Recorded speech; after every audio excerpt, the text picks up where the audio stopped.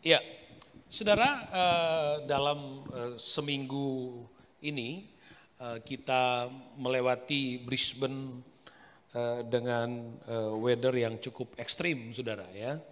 Dan kelihatannya masih akan continue untuk beberapa hari ke depan. Tapi seperti Chris sampaikan tadi ya, selalu ada Tuhan hadir di setiap hari di hidup kita. Jadi jangan pernah takut, percaya bahwa Tuhan adalah sumber pertolongan kita. Ada selalu ada kondisi yang berusaha untuk menghalangi kita, tapi percaya kita survive melewati masa sukar di pandemi, dan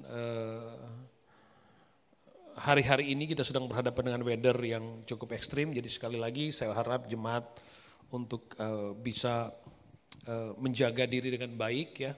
Tadi kami on the way ke sini 3 kali kami harus muter, saudara. Ya 3 kali 3 tempat yang kena pas masuk udah banjir besar. Yang kedua kita sudah masuk separuh di banjir itu, kita enggak jadi masuk, kita muter balik karena takut terus. Dan yang ketiga saya persis di belakang mobilnya Pak Caleb tadi. Pas kita lihat di depan ada 2 mobil yang sudah stuck di tengah. Jadi kita muter lagi, kita keliling tadi. Anyway, Tuhan baik ya, kita harus tetap bersyukur. Oke. Saudara, hari ini, sore ini saya sedikit ingin bicara tentang call to be a leader. Ya, saya coba memberi topik call to be a leader. Sore hari ini izinkan saya bicara tentang topik ini. Tidak spesifik bicara tentang satu tanggung jawab profesional kita. Atau dipersiapkan kepada sebuah promosi tertentu. Tidak spesifik tentang itu. Tetapi saya percaya bahwa setiap orang Kristen terpanggil untuk menjadi seorang pemimpin. Amin, saudara. Sebab Alkitab berkata, jadilah kamu terang dunia. Jadi panggilan menjadi pemimpin tidak selamanya tentang struktur ya. Tentang berada di atas, tidak saja, tidak tentang itu. Tapi call to be a leader, saya coba mengambil konsep secara general bahwa semua orang Kristen terpanggil untuk menjadi pemimpin. Terlepas bahwa Tuhan mempersiapkan anak-anak Tuhan kepada tanggung jawab tertentu di area profesionalnya, itu adalah bagian Anda dan Tuhan. Itu adalah rancangan Tuhan buat Anda. Tapi sekali lagi saya berkata kepada saudara, setiap orang yang percaya kepada Tuhan, dipilih Tuhan, dipanggil Tuhan untuk menjadi seorang pemimpin. Dia mungkin kita bisa membatasi menjadi seorang pemimpin dalam keluarga, bisa saja. Menjadi pemimpin pada satu komunitas yang kecil, bisa saja. Bahkan kita masih bisa mengambil definisi atau deskripsi dari kepemimpinan untuk bagaimana bisa memimpin diri sendiri. Oke, ada banyak teori tentang kepemimpinan. Anda sangat paham tentang konsep itu, tapi mari kita coba melihat dari perspektif firman. Roma pasal yang ke-12. Roma pasal yang ke-12, ayat yang ke-11 dan ayat yang ke-12. Saya ingin mengawali dengan pembacaan ini. Firman Allah berkata begini, sudah perhatikan dengan baik. Janganlah hendaknya kerajinanmu kendor, biarlah rohmu menyala-nyala dan layanilah Tuhan. Biarlah rohmu menyala-nyala dan layanilah Tuhan. Perhatikan baik, dikatakan dari awal, janganlah hendaknya kerajinanmu kendor. Kemudian dikatakan biarlah rohmu menyala-nyala, lalu layanilah Tuhan. Bersukacitalah dalam pengharapan, sabarlah dalam kesesakan, dan bertekunlah di dalam doa. Kalau mungkin kita bisa mengurai itu dalam tingkatannya, bahwa janganlah hendaknya kerajinanmu kendor. Itu hal yang masih sangat basic ketika kita bertumbuh sampai kepada bertekunlah di dalam doa. Tapi saya tidak membahas satu persatu. Tapi perhatikan baik, Alkitab katakan biarlah rohmu menyala-nyala dan layanilah Tuhan. Kira-kira saya mau katakan begini, menjadi seorang pelayan Tuhan adalah seorang yang harus memiliki hati dan kehidupan rohani yang menyala-nyala. Amin, saudara. Menjadi seorang yang melayani Tuhan adalah seorang yang seharusnya memiliki semangat yang rajin, yang tidak kendor, ya, yang rohnya menyala-nyala. Lalu kemudian dia terus bertumbuh menjadi seorang yang tekun dalam doa. Kalau kita lompat di dalam Injil Matius pasal yang ke-20 ayat yang ke-26. Injil Matius 20 ayat 26 katakan begini. Tidaklah demikian di antara kamu, barang siapa ingin menjadi besar di antara kamu, hendaklah ia menjadi pelayanmu. Perhatikan baik, Alkitab di dalam pembacaan Roma tadi katakan, biarlah rohmu menyala-nyala dan layanilah Tuhan. Konsep dari menjadi pemimpin di dalam Injil Matius 20 gunakan kata menjadi besar, great among you. Saya mau identikan itu sebagai pemimpin, ya, sebagai seorang pemimpin. Dan dikatakan untuk menjadi seorang pemimpin atau menjadi besar, dikatakan hendaklah ia menjadi pelayan. Jadi panggilan menjadi seorang pelayan adalah panggilan kepada kepercayaan kepemimpinan. Terlepas dari kepemimpinan sosial di area profesional atau kepemimpinan rohani. Itu ada panggilan itu. Dan sekali lagi, Anda dan saya, kita semua, Anda yang beribadah dari tempat Anda masing-masing, Anda di mata Tuhan, di dalam Tuhan, Anda adalah pemimpin. Anda sedang dibentuk, Anda dipanggil, kita semua dipanggil sebagai seorang pemimpin. Amin, saudara. Dan menjadi seorang pemimpin dalam perspektif firman Tuhan adalah seorang yang melayani Tuhan. Atau orang yang melayani Tuhan adalah seorang pemimpin. Itu deskripsi yang clear oleh firman Tuhan. Menjadi pelayan. Pelayan adalah seorang pemimpin. Pemimpin adalah seorang yang melayani. Nah, saudaraku yang kekasih di dalam Tuhan.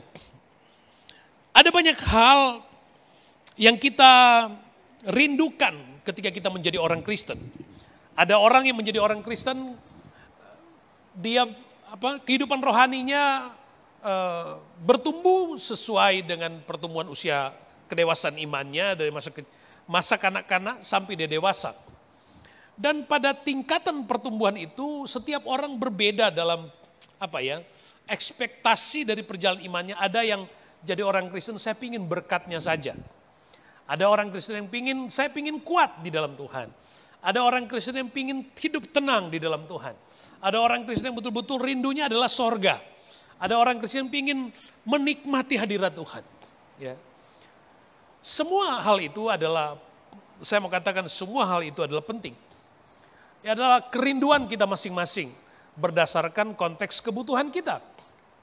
Tapi saya mau menguatkan iman saya bahwa panggilan buat saya menjadi seorang pemimpin bukan karena saya seorang gembala saja.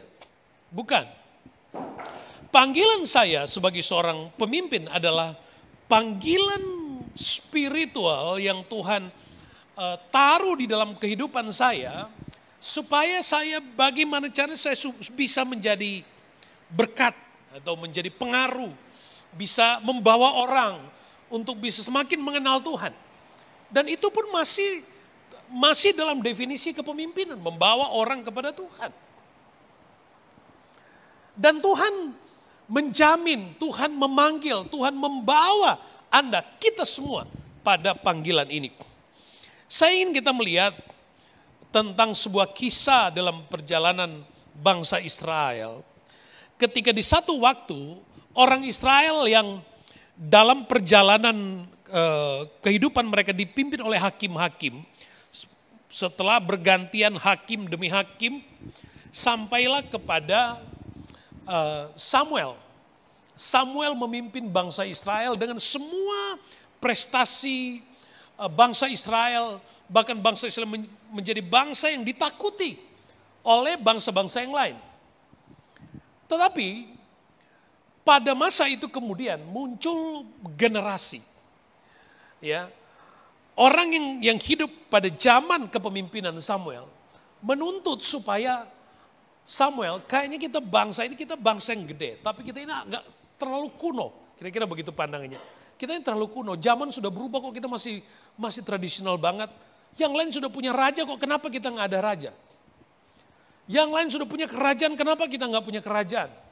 Yang lain sudah punya struktur yang keren, kenapa kita nggak punya? Mulai membandingkan diri dengan apa yang di luar sana. Lalu kemudian saudaraku yang kekasih dalam Tuhan, Tuhan katakan kepada bangsa Israel, kepada Samuel, Tuhan katakan mereka bukan menolak engkau, tapi mereka menolak aku. Itu jelas dalam firman Tuhan. Lalu kemudian Tuhan mengizinkan bangsa Israel kemudian memiliki seorang raja. Mari kita mulai membaca 1 Samuel pasal yang ke-10, ayatnya yang ke-7. Jadi saya berharap mari kita yakinkan diri kita bahwa kita adalah seorang pemimpin, ya. Kita dipanggil untuk menjadi seorang pemimpin. Oke. 1 Samuel pasal 10 ayat yang ke-7 berkata, apabila tanda-tanda ini terjadi kepadamu, lakukan apa saja yang didapat oleh tanganmu, sebab Allah menyertai engkau. Sekali lagi. Apabila tanda-tanda ini terjadi kepadamu, lakukanlah apa saja didapat oleh tanganmu sebab Allah menyertai engkau. Allah kemudian menetapkan Saul untuk menjadi raja yang pertama buat bangsa Israel. Lalu ada kisah yang bisa kita lihat nanti. Saul yang adalah dari suku Benyamin, kemudian Alkitab menceritakan dia berbeda dengan orang kebanyakan. Bahkan Tuhan yang kondisikan, Tuhan yang pilih Saul menjadi pemimpin. Dan saudaraku, kalau saudara perhatikan, Samuel kemudian berkata kepada Saul, apabila tanda-tanda ini terjadi kepadamu, lakukan apa saja yang didapat oleh tanganmu sebab Allah menyertai engkau. Pada bagian ini kita dibawa Tuhan untuk belajar sesuatu bahwa ketika kita dipanggil oleh Tuhan, menjadi orang yang percaya kepada Tuhan, menjadi pemimpin rohani, ya, untuk membawa orang lain mengenal Tuhan, untuk membawa orang lain bertumbuh kepada Tuhan. Perhatikan, saya suka banget ayat yang ke-7 dikatakan, lakukan apa saja yang didapat oleh tanganmu, sebab Allah menyertai engkau, sebab Allah menyertai engkau. Ada konfirmasi dalam panggilan Tuhan buat kita, ya. Ada konfirmasi yang menentukan kita apakah kita benar-benar mau bertumbuh, mengalami apa yang menjadi tujuan Tuhan buat hidup kita atau tidak. Kita akan coba mulai membaca pasal yang ke-9 1 Samuel. Pasal yang pertama, pasal 9 ayat pertama. Ada seorang dari daerah Benyamin namanya Kis bin Abiel bin Seror bin Bakorat bin Afia, seorang suku Benyamin, seorang yang beradab. Orang ini ada anaknya laki-laki namanya Saul. Seorang muda yang elok rupanya, tidak ada seorang pun dari antara orang Israel yang lebih elok daripadanya. Dari bahu ke atas ia lebih tinggi daripada setiap orang sebangsanya. Kis ayah Saul itu kehilangan keledai-keledai betinanya. Sebab itu berkatalah Kis kepada Saul, anaknya, ambillah salah seorang bujang, bersiaplah dan pergilah mencari keledai-keledai itu. Lalu mereka berjalan melalui pegunungan Efraim, juga mereka berjalan melalui tanah Salisa, tapi tidak menemuinya. Kemudian mereka berjalan melalui tanah Sahalim, tetapi keledai-keledai itu tidak ada. Kemudian mereka berjalan melalui tanah Benyamin, tetapi tidak menemuinya. Saul lahir dari keluarga yang Alkitab katakan keluarga dalam bahasa kita sekarang keluarga yang berada, keluarga yang sukses, keluarga yang kaya. Bahkan Alkitab mendeskripsikan secara detail bagaimana Saul seorang anak muda yang berbeda dengan yang lain. Artinya dia sangat representatif untuk menjadi seorang pemimpin. Sangat berbeda dengan yang lain. Dia latar belakang keluarganya dan lain-lain. Dan kira-kira gambaran seperti yang diinginkan oleh bangsa Israel. Lalu saudaraku yang kekasih di dalam Tuhan, unik sekali waktu Tuhan panggil Saul, ada ada kondisi yang akhirnya kalau kita baca terus, itu dengan sengaja dikondisikan oleh Tuhan, atau Tuhan memanfaatkan situasi yang terjadi dalam kehidupan keluarga dari Saul, di mana keledai dari ayah dari Saul itu hilang. Kemudian Saul yang diminta untuk mencari keledai itu. Mencari keledai itu. Saudara, di sini kita bisa melihat bagaimana Saul adalah seorang anak muda yang tidak saja berbeda dengan kebanyakan, tegap, ganteng, muda, ya. Tapi dia adalah seorang anak muda yang yang bertanggung jawab, kira-kira begitu. Dia seorang yang mau bekerja keras, kira-kira begitu. Karena kemudian dia pergi mencari, dia taat, dia dengar-dengar kepada orang tuanya. Dan ini juga bisa kita kelompokkan bahwa ada masalah di situ. Masalahnya adalah keledainya hilang. Sehingga Saul harus berusaha menemukannya. Jadi itu kita sebut aja itu sebuah masalah atau pergumulan. Nah, saudara yang kekasih dalam Tuhan, kalau kita lompat ayat yang ke-15. Ayat yang ke-15, 1 Samuel pasal 9. Tetapi Tuhan telah menyatakan kepada Samuel sehari sebelum kedatangan Saul demikian.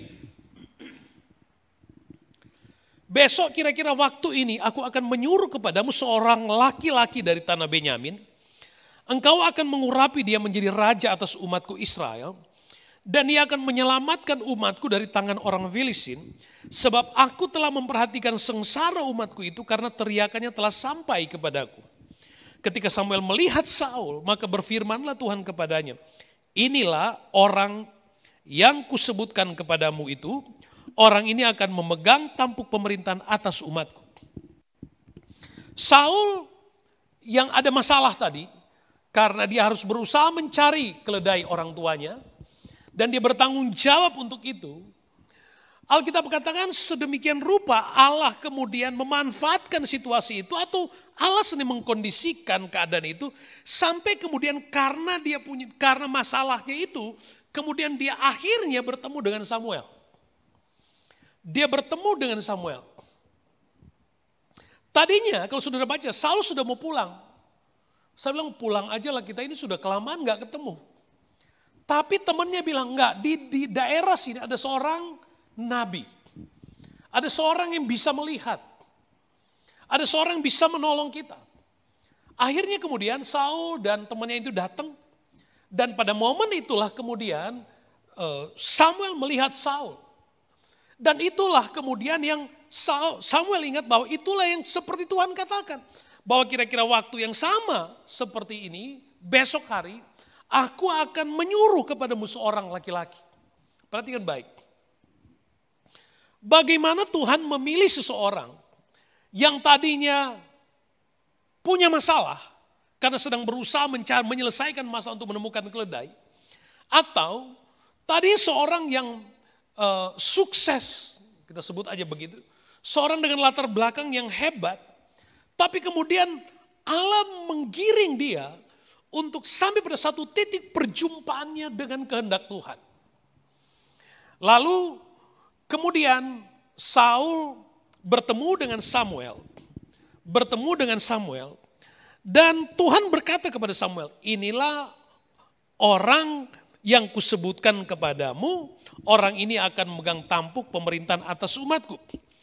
Saudara, tadi pagi di Golkos saya bicara tentang masa lalumu akan Tuhan ubahkan untukmu dapat mengalami kemuliaan Kristus. Pada bagian ini kita bisa mendapatkan pengertian yang sama. Bahwa kita punya latar belakang yang berbeda, kisah yang berbeda. Termasuk bagaimana kita akhirnya kenal Tuhan, kita punya cerita yang berbeda-beda. Tetapi, saya berkata kepada tetapi karena Tuhan telah memanggil kita, karena Tuhan telah merancangkan kita, maka kemudian pada masa lalumu, bukan saja masa lalu, pada persoalan hidupmu, atau pada produktivitasmu, pada area tanggung jawabmu, Tuhan ada di sana untuk membawa Anda kepada sebuah tanggung jawab rohani, untuk memanggilmu sebagai seorang pemimpin di dalam tujuan Tuhan. Lalu saudaraku yang kekasih dalam Tuhan, kalau kita membaca terus menerus, saudara, kita sampai kepada pasal yang ke-10. Bahwa Tuhan telah mempersiapkan Saul terlebih dahulu. Di tengah masalah Saul, itu cara Tuhan agar Saul berjumpa dengan Samuel. 1 Samuel pasal 10 ayat 1. Lalu Samuel mengambil buli-buli berisi minyak, dituangnya ke atas kepala Saul, diciumnyalah dia sambil berkata, bukankah Tuhan telah mengurapi engkau menjadi raja atas umatnya, Israel? Engkau akan memegang tampuk pemerintahan atas umat Tuhan. Dan engkau akan menyelamatkannya dari tangan musuh-musuh di sekitarnya. Inilah tandanya bagimu bahwa Tuhan telah mengurapi engkau menjadi raja atas miliknya sendiri. Inilah tandanya bahwa Tuhan telah memilih, bahwa Tuhan telah memanggilmu menjadi seorang pemimpin atas bangsa Israel. Inilah tandanya bahwa Tuhan telah memilih kita menjadi seorang pemimpin dalam tujuan dan tanggung jawab rohani kita masing-masing. Nah, pada pilihan Tuhan itu yang ayat yang kita baca tadi. Kalau tanda-tanda ini terjadi, maka lakukan apapun juga yang dijumpai oleh tanganmu, maka engkau akan berhasil. Kita lihat konfirmasi dalam panggilan menjadi pemimpin rohani secara cepat. Ayat yang kedua, 1 Samuel pasal 10. Pasal yang pertama, Saul diurapi Tuhan. Ayat yang pertama, Saul diurapi Tuhan dan diurapi oleh Samuel atas pilihan Tuhan. Dan Samuel katakan, inilah tandanya bagimu bahwa Tuhan telah mengurapi engkau menjadi raja atas miliknya. Kita lihat konfirmasi yang pertama. Apabila seseorang dipilih, dipanggil oleh Tuhan. Dan ketika kita juga dipilih Tuhan untuk menjadi pemimpin dalam tanggung jawab rohani kita masing-masing. Kita lihat konfirmasi yang pertama. Ayat yang kedua, 1 Samuel 10. Apabila engkau pada hari ini pergi meninggalkan aku, maka engkau akan bertemu dengan 2 orang laki-laki di dekat kubur Rahel, di daerah Benyamin di Selsa. Mereka akan berkata kepadamu, keledai-keledai yang engkau cari itu telah diketemukan. Dan ayahmu tidak memikirkan keledai-keledai itu lagi, tapi ia khawatir mengenai kamu. Katanya, apakah akan ku perbuat untuk anakku itu? Konfirmasi yang pertama, waktu kita dipilih, sama halnya ketika Saul diurapi menjadi raja. Waktu kita dipanggil Tuhan menjadi seorang pemimpin dalam tanggung jawab rohani. Konfirmasi yang pertama, Tuhan akan menyelesaikan masalahmu. Tuhan akan menyelesaikan masalahmu. Tuhan telah menyelesaikan masalahmu. Setelah Saul diurapi, ayat yang kedua katakan, setelah kamu meninggalkan tempat ini, kau akan bertemu dengan 2 orang. Dan mereka akan berkata kepada bahwa keledai itu telah diketemukan. Bahwa setelah engkau diurapi, engkau akan ketemu dengan orang. Dan engkau akan tahu bahwa masalahmu telah selesai. Inilah konfirmasi di dalam panggilan Tuhan buat hidup kita. Ketika kita dipilih oleh Tuhan menjadi seorang pemimpin dalam tanggung jawab rohani, maka dengar baik, itu bukan beban. Bukan. Itu sama sekali bukan beban. Alkitab katakan waktu engkau dipilih oleh Tuhan, maka Tuhan bertanggung jawab atas masalahmu. Katakan amin. Waktu engkau dipilih Tuhan menjadi pemimpin pada bagian dan tujuan Tuhan atas hidupmu, Tuhan bertanggung jawab untuk menyelesaikan masalahmu. Dan itu adalah cara Tuhan. Itu adalah tujuan Tuhan. Dan perhatikan di ayat pembacaan kita awal, kalau tanda-tanda ini terjadi atas hidupmu, lakukanlah, sesungguhnya aku menyertai engkau. Makanya penting sekali buat kita orang percaya, waktu kita terima panggilan Tuhan, menerima panggilan yang khusus dari Tuhan, untuk percaya bahwa hidup ini ada di dalam tangan Tuhan, apalagi itu sudah berdoa, Tuhan, kuserahkan hidupku kepada Tuhan, kuserahkan masalahku kepada Tuhan. Perhatikan, ini gak main-main. Waktu kita serahkan kepada Tuhan, itu benar-benar diserahkan, jangan diambil kembali. Sebab banyak kali terjadi dalam kehidupan kekristenan, kita tahu Tuhan sanggup menolong, tapi kita nggak benar-benar mau mempercayakan sepenuhnya. Apalagi mengikuti proses dan waktu Tuhan. Sehingga cenderung waktu kita sadar kita dipilih oleh Tuhan, tapi kita nggak benar-benar serahkan kepada Tuhan. Sehingga kita nggak mengalami bagaimana Tuhan menyelesaikan masalah kita. Saudara dengar baik, ada janji atas hidupmu. Ada kepastian atas hidup kita. Waktu Tuhan panggil kita melayani Tuhan, maka Tuhan bertanggung jawab menyelesaikan masalahmu. Serahkan kepada Tuhan. Amin. Itu poin yang pertama. Masalah kita akan diselesaikan oleh Tuhan. Poin yang kedua, konfirmasi yang kedua. Ayat yang ketiga. Ayat yang ketiga. Dari sana engkau akan berjalan terus lagi dan sampai ke pohon tarbantin Tabor. Maka di sana engkau akan ditemui oleh 3 orang laki-laki yang naik menghadap Allah di Betel. Seorang membawa 3 ekor anak kambing, seorang membawa 3 ketul roti, dan yang lain lagi sebuyung anggur. Mereka akan memberi salam kepadamu dan memberikan kepadamu 2 ketul roti yang akan kau terima dari mereka. Konfirmasi yang kedua, waktu Allah panggil kita. Yang kedua adalah Tuhan akan pelihara kita. Tuhan pasti memberkati kita. Waktu Saul diurapi oleh Tuhan. Konfirmasi yang pertama Samuel katakan, kau akan berjumpa dengan orang. Dan orang itu akan berkata, masalahmu sudah selesai. Dan kamu juga kemudian kamu akan bertemu dengan 3 orang. Dan orang dari ketiga orang itu, mereka akan memberikan engkau 2 ketul roti. Inilah keistimewaan waktu kita dipilih oleh Tuhan, maka Tuhan bertanggung jawab atas kehidupan kita. Tuhan yang memelihara kehidupan kita. Waktu Tuhan pelihara hidup kita, bukan soal nominal dari nilai apa yang kita miliki, bukan soal itu. Tapi merasa tenang, merasa nyaman dalam pemeliharaan Tuhan. Dalam berkat yang cukup Tuhan berikan dalam hidup kita. Jadi saudaraku yang kekasih dalam Tuhan, mempelajari kehidupan Saul dalam pilihan Tuhan atas hidupnya luar biasa banget Tuhan. Tuhan benar-benar bertanggung jawab waktu Tuhan pilih kita. Tuhan benar-benar bertanggung jawab waktu Tuhan pilih Anda. Emangnya waktu Anda spend waktu, materi, energi saudara untuk pekerjaan Tuhan, apakah Tuhan diam dengan itu? Sekalipun itu kita katakan itu sebuah pengorbanan kita, tapi dengar baik. Pengorbanan kita adalah bentuk investasi terbaik di hadapan Tuhan. Sehingga setiap bentuk yang kita sebut pengorbanan dalam pelayanan, yang pertama itu investasi untuk kita mengalami pertolongan, masalahmu diselesaikan oleh Tuhan. Yang kedua, Tuhan tidak akan biarkan kita mati kelaparan. Sebab apa? Sebab Tuhan pelihara. Alkitab katakan, Saul engkau akan ketemu dengan orang dan orang akan datang, mereka akan memberikan 2 ketul roti kepadamu. Wow.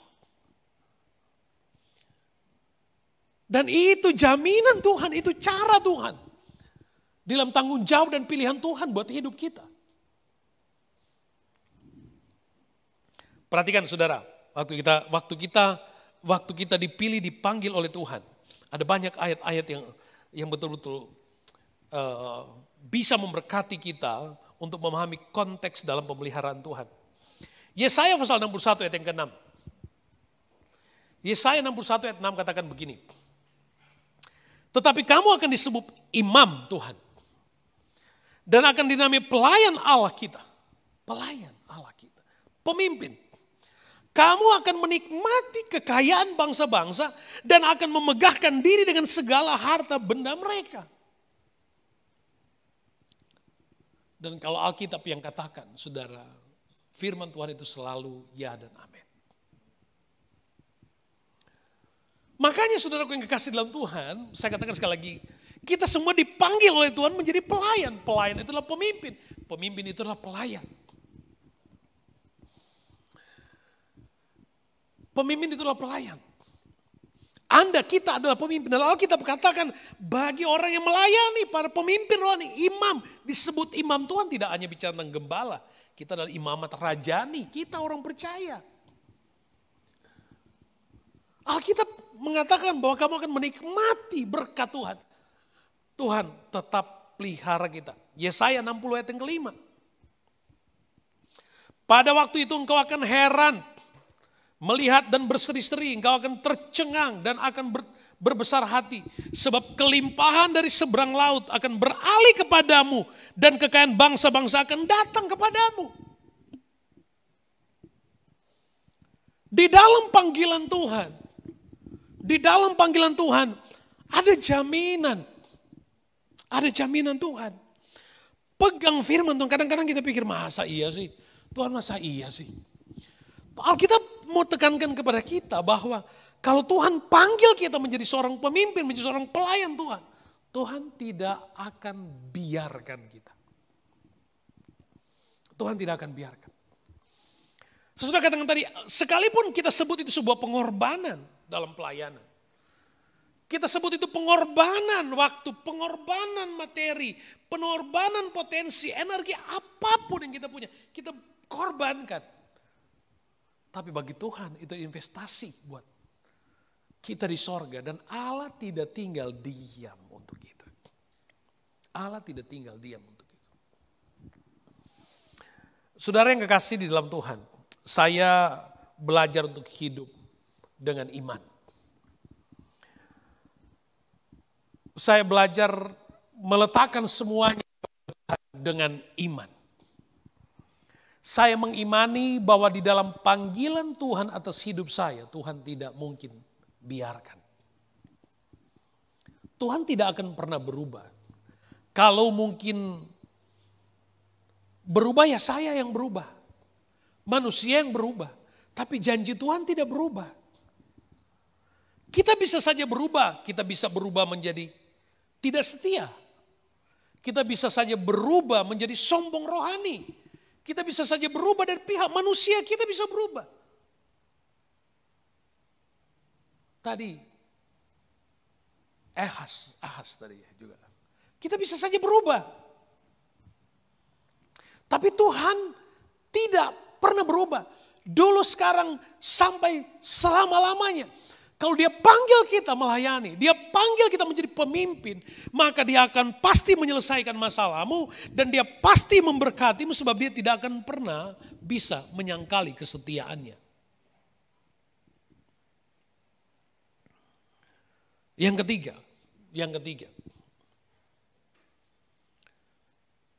Ayat yang kelima.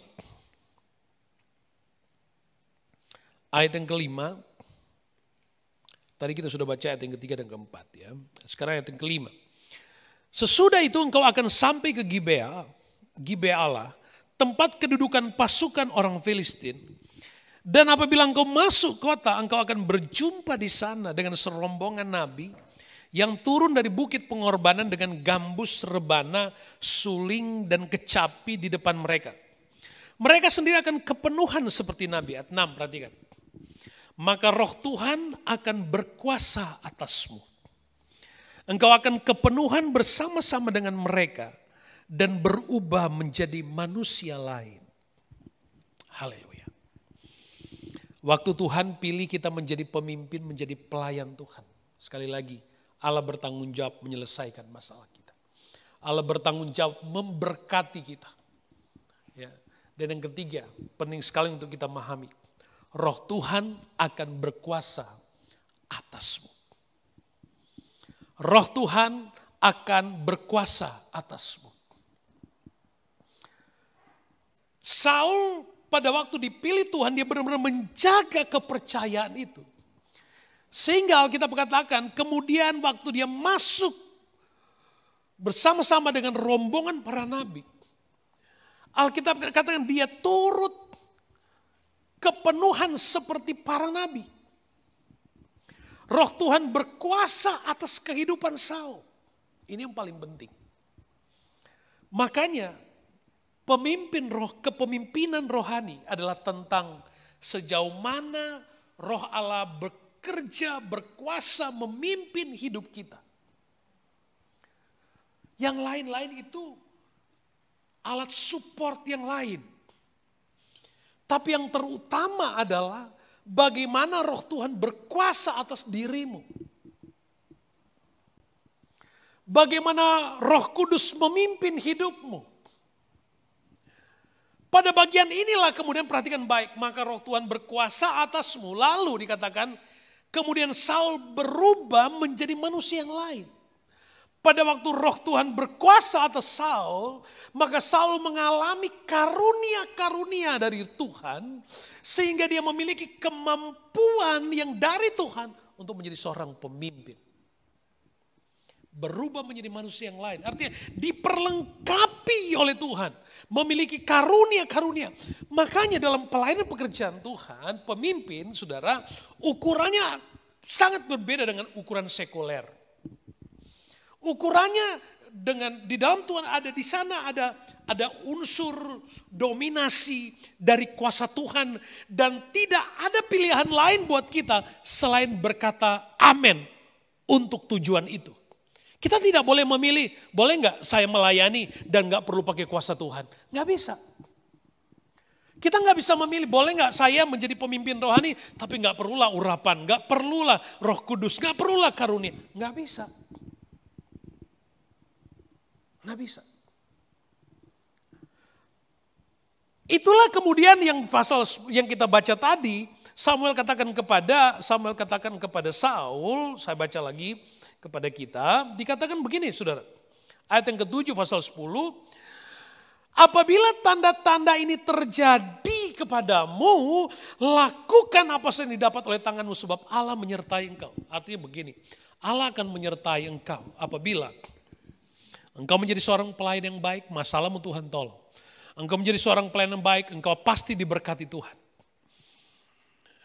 Jangan berhenti di sini. Ukuran kita dipakai Tuhan atau tidak bukan kepada ukuran berkat. Bukan, ukurannya bukan pada berkat.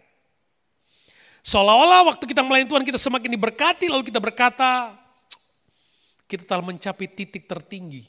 Kita pasti berkati. Gak berhenti di situ. Tuhan katakan hati-hati kalau begitu. Ada step berikutnya Alkitab katakan, Roh Tuhan akan berkuasa atasmu. Roh Tuhan akan berkuasa atasmu.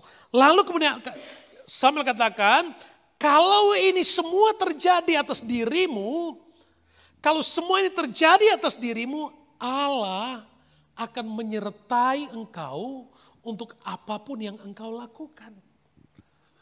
Jadi kalau jadi pemimpin untuk pelayan cuma berhenti kepada pengalaman, masalahku selesai kita nyanyi.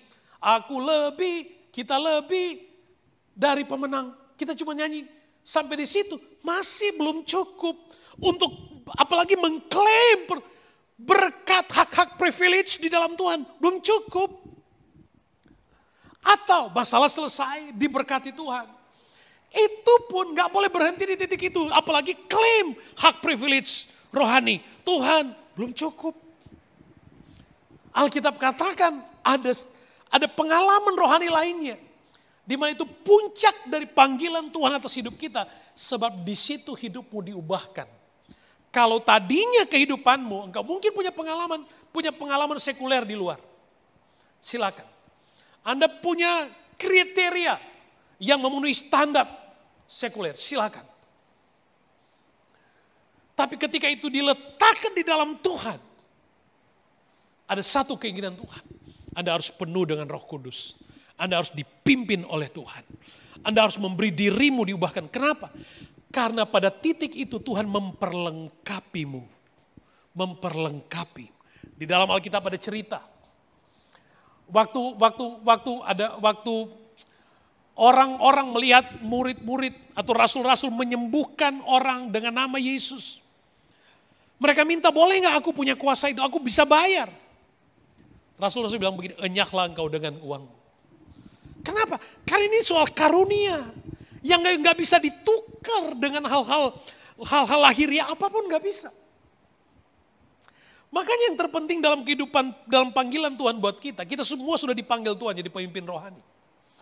Bertemulah pada pengalaman-pengalaman rohani sampai kepada titik kita benar-benar merasa kemampuan kita adalah Tuhan, bukan karena kita lagi. Sampai kita benar-benar merasa kekuatan pelayananku adalah Tuhan, bukan karena saya lagi. Sampai kita benar-benar sadar, kita tunduk di hadapan Tuhan berkata, Tuhan, semua adalah karena kasih karunia-Mu. Kalau pelayan Tuhan belum pernah tunduk di hadapan Tuhan dan berani berkata, Tuhan, ini semua adalah karena anugerah dan kemampuan-Mu. Belum itu. Panggilan Tuhan bagi seorang pemimpin rohani, apapun tanggung jawabmu, harus sampai pada satu titik Anda bisa sampai pada satu titik dan berkata, Tuhan bukan aku, tapi Engkau. Bukan aku, tapi Engkau yang ada di dalamku. Itu kenapa? Karena kuasa Tuhan. Karena kemampuan ilahi. Karena karunia yang Tuhan taruh. Dan Anda hanya bisa diubahkan, akan berubah di dalam Tuhan. Kalau Roh Kudus benar-benar kita alami, ada perjumpaan, ada kepenuhan Roh Kudus. Baru kita menerima. Kita gak bisa cuma copy aja, ikutin orang lain, dia bisa, oh saya juga bisa. Nah bisa. Nah bisa begitu. Jadi saudaraku, lalu Samuel katakan bahwa kalau ketiga hal ini terjadi atas dirimu dalam pelayanan, lakukan aja. Tuhan pasti menyertai. Tuhan pasti menyertai. Sekali lagi, kita bicara tentang kepemimpinan secara general. Tadi di awal saya katakan ini tidak spesifik tentang sebuah kepemimpinan profesional. Tapi sekarang juga saya juga mau bicara bahwa firman ini tidak juga spesifik tentang kepemimpinan pelayanan saja. Bisa juga dalam kepemimpinan profesionalmu. Bisa juga. Waktu kehidupanmu benar-benar di placing oleh Tuhan pada satu tanggung jawab pelayanan tertentu oleh Tuhan. Ingat, Roh Tuhan akan memperlengkapimu. Tuhan bertanggung jawab menyelesaikan masalahmu. Tuhan bertanggung jawab mencukupkan makan minummu. Dan Roh Tuhan ada atasmu. Dan Alkitab katakan dan firman Allah katakan bahwa kalau engkau mengalami hal-hal ini, lakukan apa saya dijumpai oleh tanganmu. Dan Allah akan menyertai. Katakan amin. Bahwa Tuhan sudah terlebih dahulu mempersiapkan Saul. Sekalipun Tuhan sendiri berkata kepada Samuel, yang orang Israel tolak bukan kamu, saya. Tapi Tuhan itu baik. Tuhan masih mengizinkan Saul, Tuhan masih kasih Saul. Sekalipun ending dari kehidupan Saul itu berbeda. Ya. Kenapa? Karena ini soal menjaga pengurapan. Jaga urapan kepercayaan pelayan, jaga dengan baik. Dan urapan itu bukan buat sombong-sombongan. Enggak. Urapan itu Tuhan bisa ambil kapan aja kalau Anda gak bertanggung jawab. Tuhan bisa ambil kapan aja kalau kita benar-benar kehilangan itu.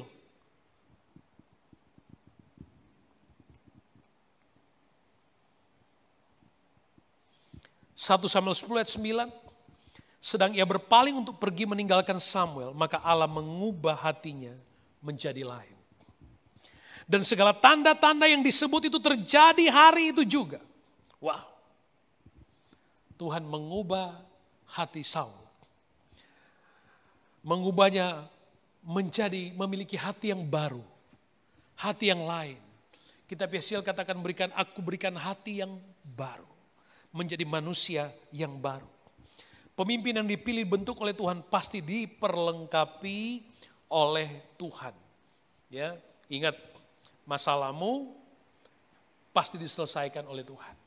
Kalau Tuhan mengasihi, memanggil kita, apapun persoalanmu, sorga pun bertanggung jawab tentang masalahmu. Ya, dengar baik. Dan sorga pun bertanggung jawab untuk makan minummu. Sorga bertanggung jawab untuk itu. Dan kalau Tuhan yang pilih kita sepanjang kita menjaga urapan itu, Roh Tuhan akan datang menaungimu. 2 Timotius 3:16 ayat 17. Segala tulisan yang diilhamkan Allah memang bermanfaat untuk mengajar, untuk menyatakan kesalahan, untuk memperbaiki kelakuan, dan untuk mendidik orang dalam kebenaran. Ayat 17. Dengan demikian, tiap-tiap manusia kepunyaan Allah diperlengkapi. Saya menggarisbawahi itu. Manusia kepunyaan Allah diperlengkapi untuk setiap perbuatan baik. Haleluya. Puji Tuhan. Anda dan saya dalam pilihan dan panggilan Tuhan kita dipersiapkan oleh Tuhan. Dan Allah memperlengkapi kita sesuai dengan tujuan Tuhan atas hidup kita. Jangan takut. Sepanjang kita melakukan apa yang Tuhan perintahkan kita lakukan. Berulang kali di dalam kesempatan waktu time for announcement, saya perhatikan Chris explain pentingnya ya offering, tithing. Saudaraku yang kasih, itu bagian dari sebuah pelayanan. Makanya saya suka katakan bahwa offering itu adalah bagian tidak bisa dipisahkan. Yang paling baik adalah Anda memberi persembahan waktu ibadah. Gitu loh. Pas ibadah, kasih persembahan. Itu pas itu. Itu memang waktunya. Dalam ibadah ada korban. Gitu. Matius 6 ayat 32 bagian B katakan begini. By the way, ini ayat favorit.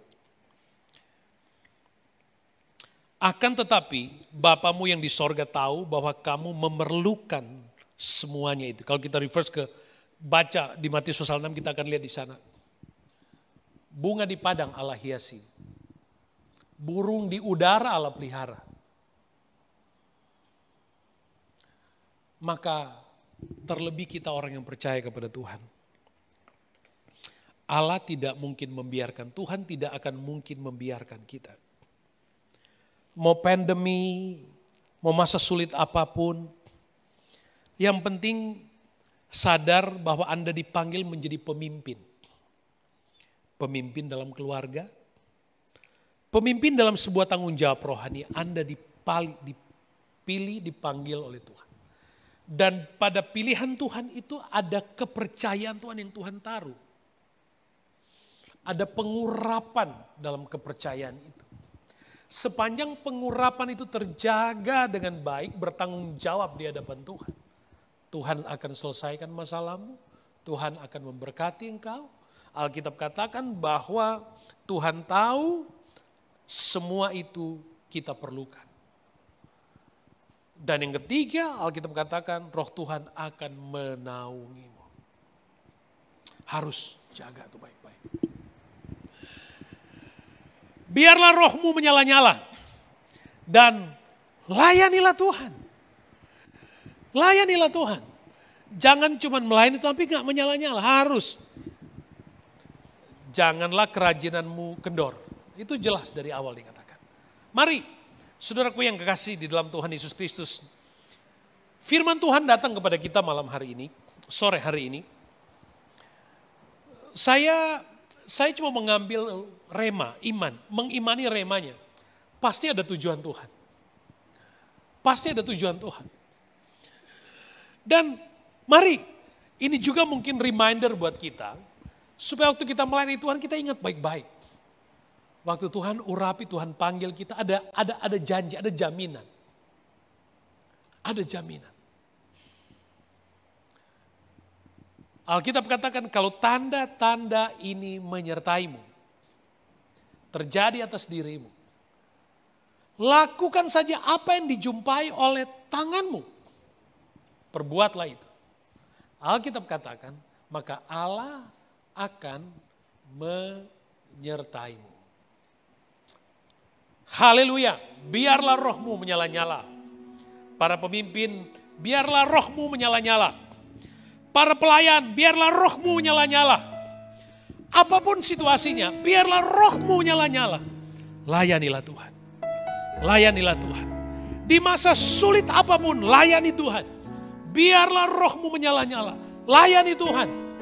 Di masa sukar seperti apapun, biarlah rohmu menyala-nyala. Layani Tuhan. Kita bangkit, berdiri bersama.